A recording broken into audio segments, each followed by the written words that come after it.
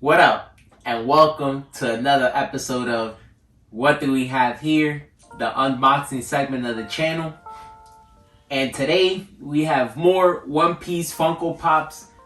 Being that my favorite arc, Wano, is finally coming to an end, and with the new molds coming out just in time, I figured it was time to unveil everything involving the island. And as you guys can see, yes, it's a lot of pops, but that's because a lot went on. Not only did the production alone last for a couple years because of COVID, but as far as episodes go, it had more than 100 episodes. The island is supposed to resemble more of a traditional Japan, so that's why you see the guys in kimonos and samurai armors and things like that.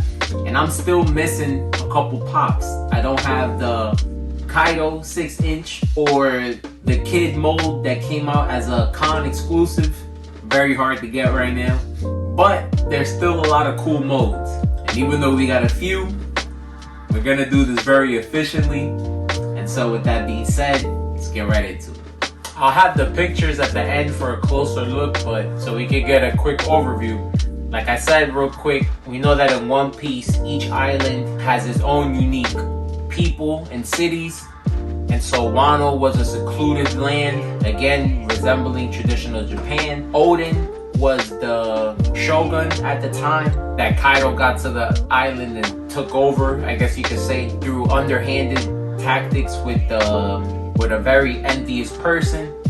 Yamato, who was supposed to be Kaido's son, hence the resemblance with the horns, grew up in this land and looked up to Oden, which is why the appearances appear to be similar. She's also somebody who ran into Ace when he first stumbled upon this island, so those are the people that she looked up to. And of course, Oden is Momonosuke's father, who ended up being on the ship, was part of the group of kids that the Straw Hats ended up saving back on Punk Hazard. And so of course, I don't even have to say it, but I'm a fan of everyone's design in Wano. I'm a big fan of Japanese culture when it comes to fashion, so everybody definitely was dressed to the nine in this arc.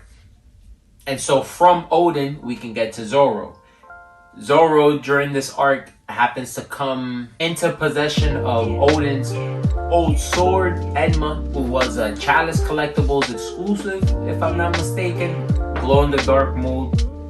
When he was trying to control the power of the sword, who kind of has its own haki, or a will of its own, I guess you could say. And then we have Zoro in his traditional Japanese garments. And so speaking of swords and things of that sort, even though it's an anime, we gotta remember that One Piece is based off pirates. And so like I said, when these guys get to Wano, they're excited about the traditional Japanese gear that they end up running into. And these three are definitely my favorite molds, have the most detail. And again, I've always been a fan of the lifestyle and the fashion.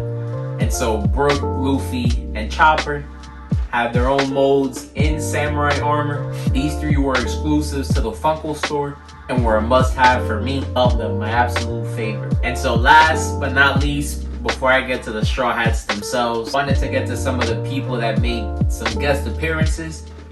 And we are missing a few people. Still some new molds to come out. And unfortunately, like I said, some that I don't have.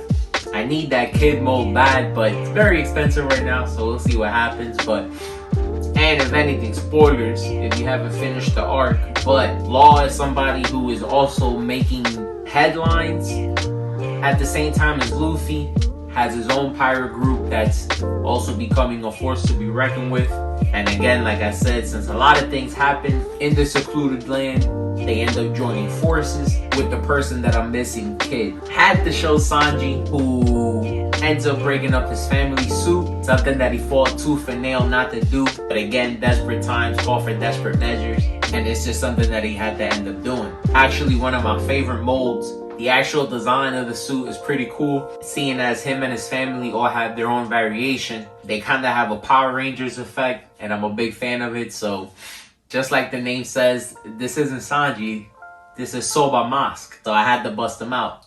And last but not least, we have red-haired Shanks, who is basically Luffy's mentor. I guess you could say he's somebody that even got him into the pirate life in the first place. And with the arc finally coming to an end, he makes an appearance right at the end of the party. Something I didn't expect, but we do know that Shanks is a big player, so it is exciting just to finally see him on screen. I will tell what happens next, since from what I've been hearing, we'll be jumping into the new arc right away, so looking forward to it.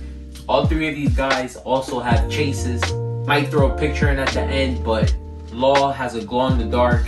Shanks' variation has him holding the straw hat that he passes down to Luffy. And Silver Mask has a transparent variation. One of the abilities the suit has, he's able to go invisible. So true to the show. Might find the video somewhere, but that's that. And so last but not least, we got the Straw Hat Pirates themselves. You can see that they're getting pretty deep. They barely fit on the table. As of now, the main squad is up to 9. And the fact that Wano Kuni is kind of like an infiltration mission. And again, spoilers, at this point we'll get into the story a little bit. Again, the pirates aren't necessarily supposed to be there. The land has been closed off to outsiders for a certain amount of years.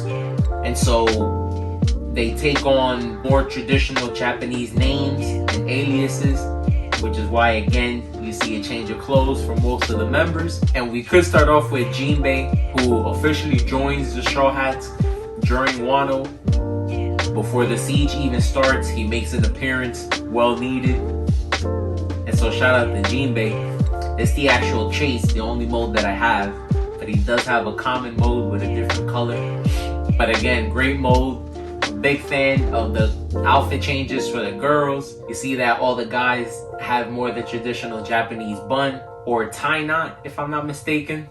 And Chopper ended up changing into like a ninja suit. This is more like traditional Japan, so there are ninjas and samurais. But what I loved about Wano the most is that it's kind of like a accumulation of everything that they've been through so far. Although relationships that they've formed kind of come to a point, and again, even though these guys were outsiders, they ended up being liberators for these people.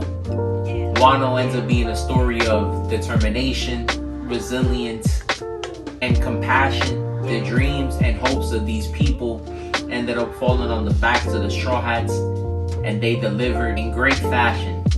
So it truly brings a joy to your heart. Some beautiful episodes and storytelling during this whole time. Again, just a big fan of this part of the story. But I'm looking forward to the new arc. As always, I'll have pictures at the end. It's a lot of pops, but even the pictures will be efficient. Appreciate y'all for checking it out. Let me know what you thought about Wano and what you're looking forward to in One Piece. And we out. Peace.